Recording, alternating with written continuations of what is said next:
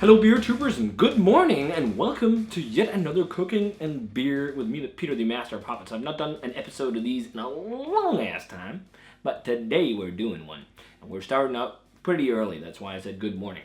So today we're doing a brisket. I've been doing a lot of barbecue, even though I have a kind of a shit smoker, but I've been doing a lot of barbecue over the last few months. And experimenting a bit, and I thought I'd bring you guys a pretty nice recipe for a brisket. So we're doing a brisket. We're actually doing it for our Beer Guild's dinner.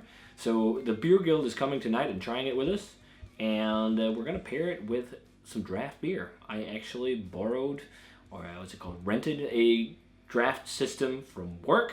My work is a brewery. If one of you guys know, or some of you guys do, I work as a brewer full time. So I brought some of that. So we got some keg of freshly tapped New England IPA and also a lager. It's going to be damn great, I'm pretty sure. So let's get into this brisket here, get it on the smoker, and get this cook started. Okay guys, this is the brisket. I already did pretty much most of the trimming, but this is a pretty damn beautiful cut of brisket. This is from Creekstone Farms in the US. And actually in Denmark, where I'm based, it's really hard to get briskets. You'd have to go to the local butcher and ask him for the cut, because it's an American cut of beef. What a lot of places will do, they'll try and sell you brisket, but it's actually just the Danish cut called spidsbryst, which is the breast of the meat, which is pretty much like this cut right here, the flat part of the brisket, this part here.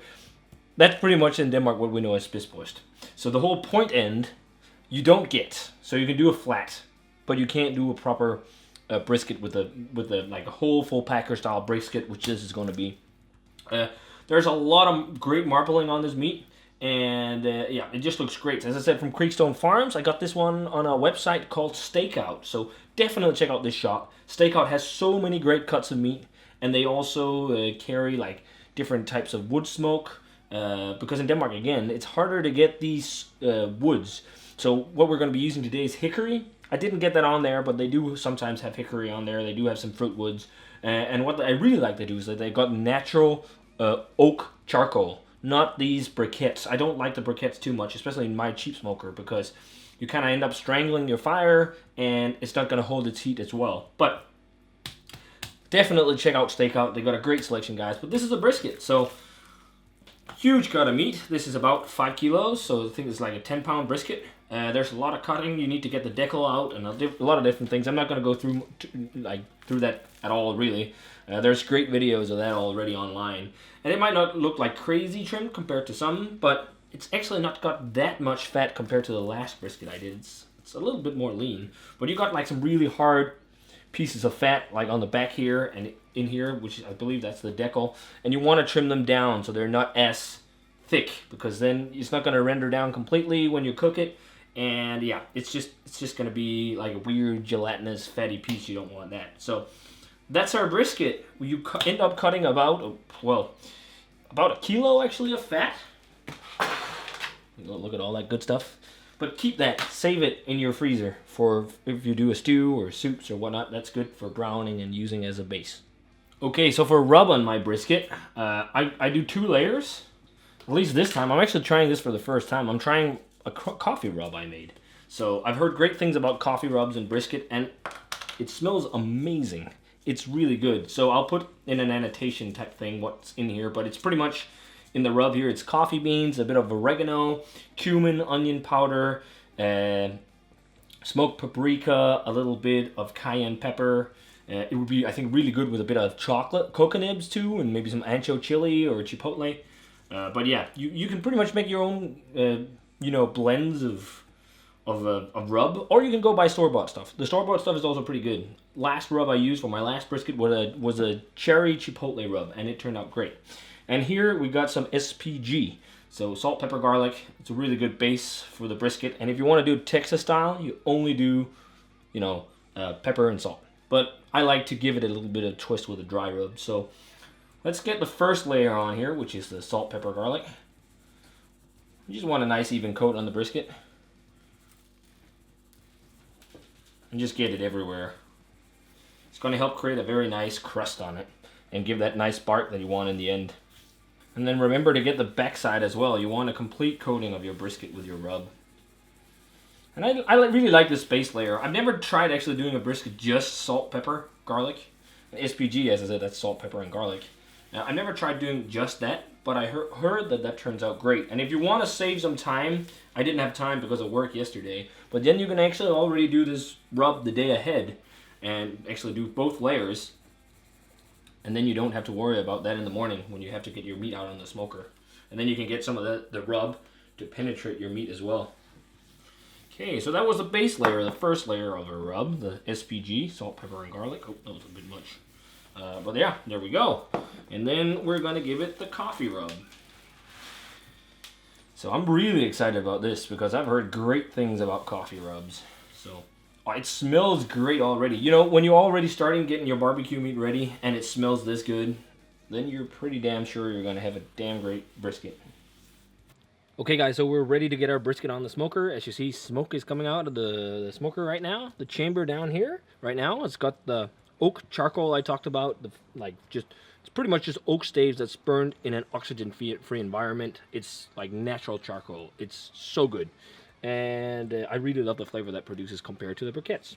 Then we got some hickory smoked chips that's been soaked in water. And you could just build a fire in your smoke box if you want, on your chamber, and use some logs that produce very good flavor as well. It's smelling great, the hickory already, and the rub on the brisket is great too. But let's get the chips here out of the way so we can get the brisket on the smoker.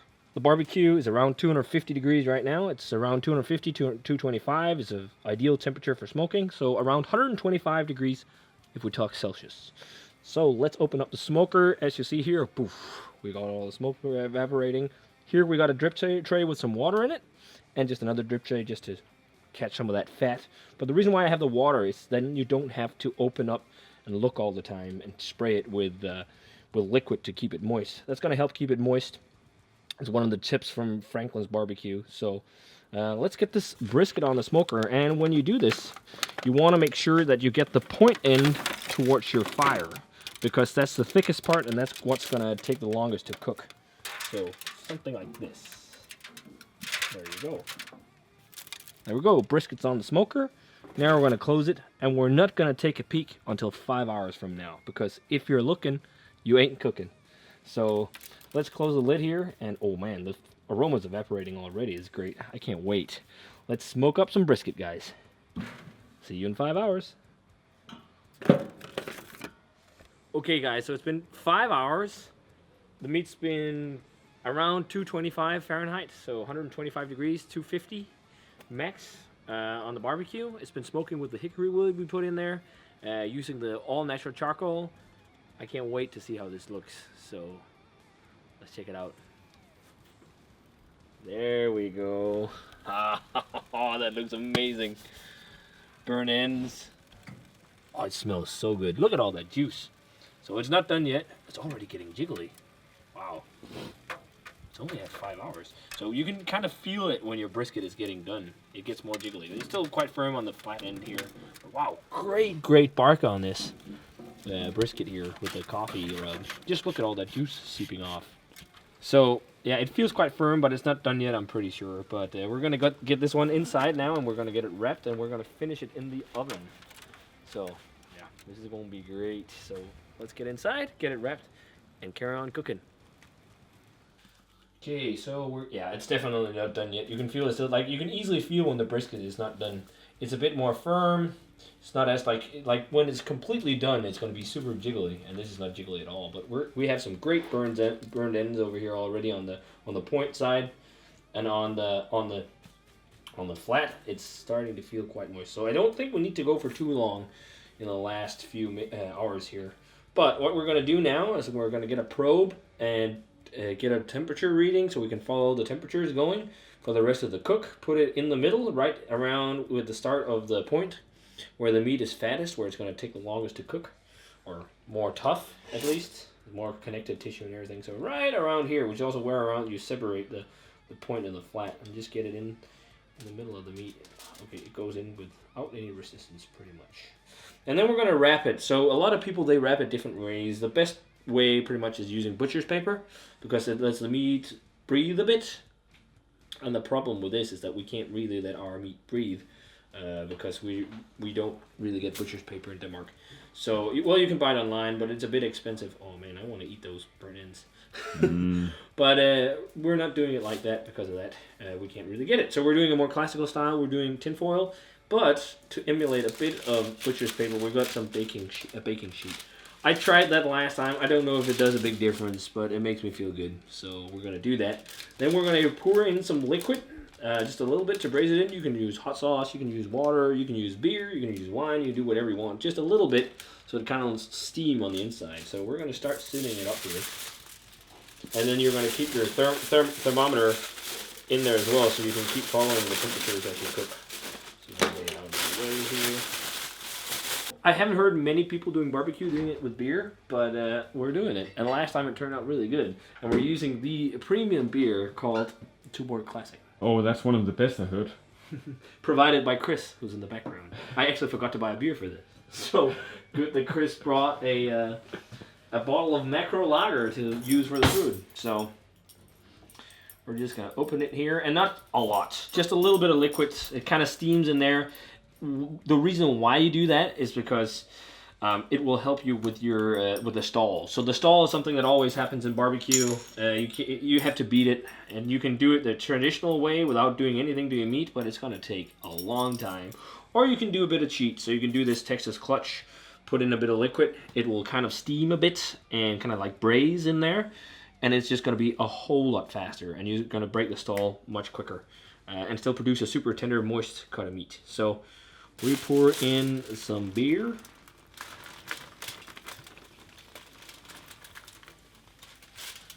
And then we wrap it up completely.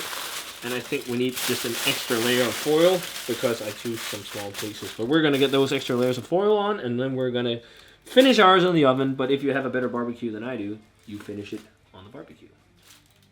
And then we're going to see it whenever it hits around 195 or so degrees, 193. Anywhere from, I think it's like 180 to 200 is the temperature you want your brisket. In between is probably the best. And we're just going to do that right now. So see you guys whenever this bad boy's done cooking. Okay guys, we just got the brisket out of the oven.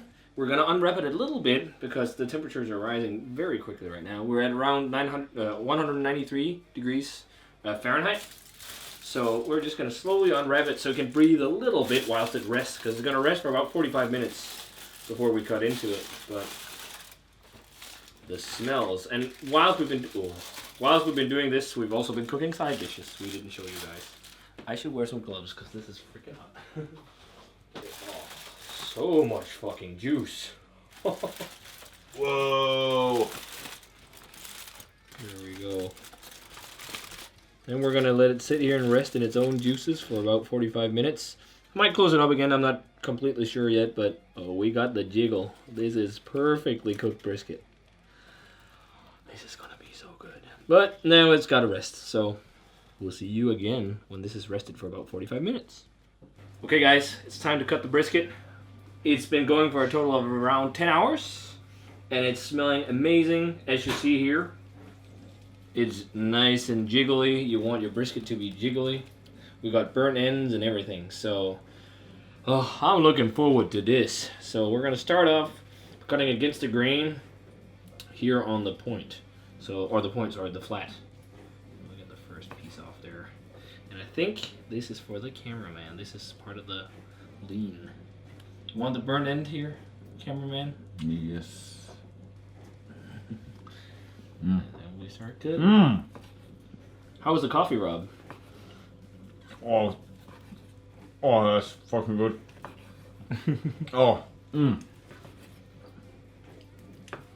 So one of the tests with briskets to see if it's done correctly is that you put it on your knife and it's hanging like this. Then it's competition style pretty much. And then what you also do is you take it and it should stick together, but you can do this and it pulls apart fairly easily. So now I'm going to try it. Oh. How is it? That is fucking insane. The coffee really shines through. Oh, dude, I can't wait to eat the point. This is gonna be fucking good.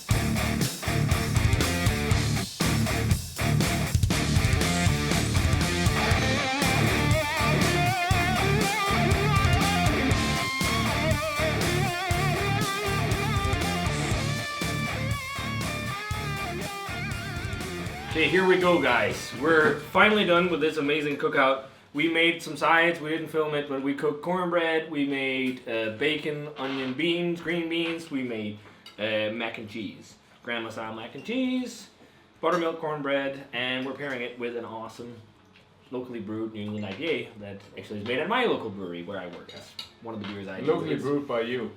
It's Flight of Icarus, New England IPA with Nelson, Citra, and Mosaic hops. It's really good. Super fresh. It's 2 days old.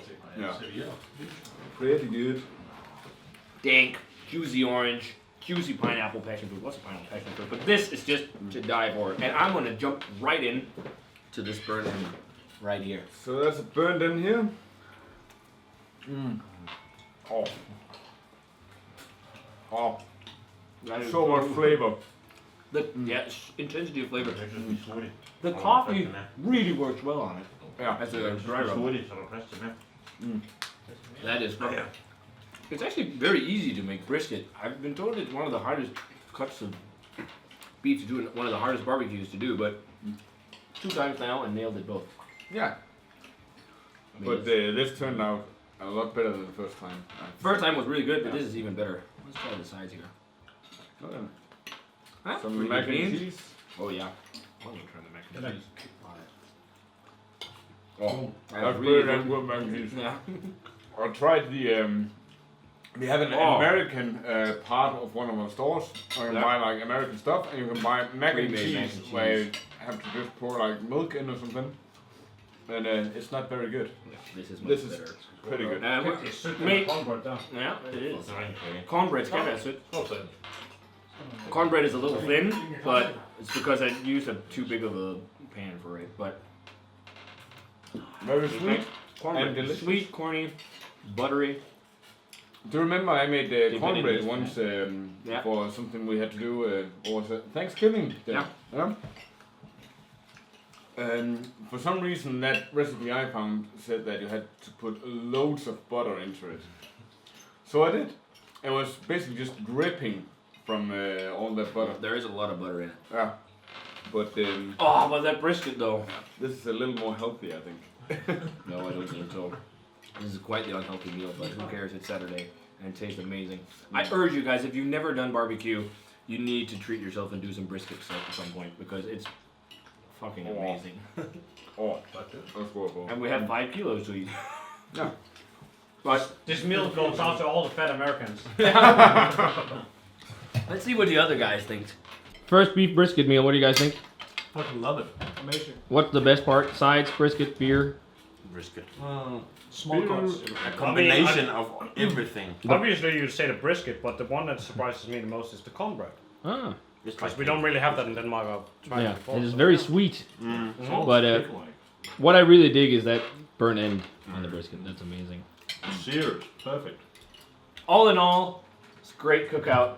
Oh, We're gonna carry on with our beer dinner now with the guys in our beer guild and eat a lot of meat now and just get fat and drink lots of beer. It's gonna be great. Pass out. But Peter, cheers and meat. cheers and meat for once. And cheers And and New England IPA locally brewed IPA. by me.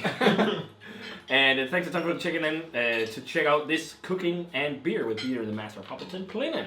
Yeah. It's been a while since we did one. We finally got around to making another one. Hope you enjoyed it, guys. Let us know what you thought of the video if you watched it.